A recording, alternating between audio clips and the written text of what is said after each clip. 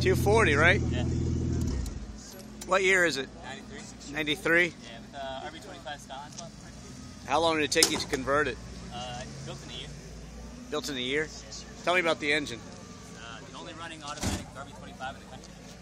Only running automatic RV25 in the country. All right, let's check it out. Cool, man. I drive it every day. Tell me about it. 0 to 60, specs.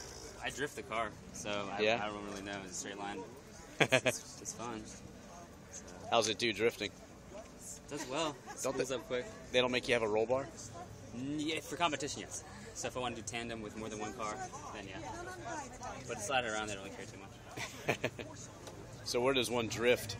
West Point. For recreation? West Point? Summit Point. Oh, Summit Point, yeah. So it's like 315 horsepower.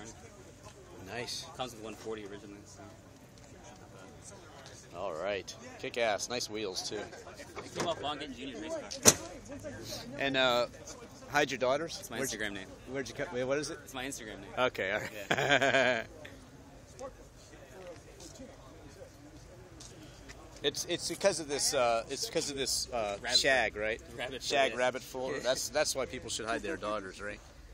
That's funny. Awesome.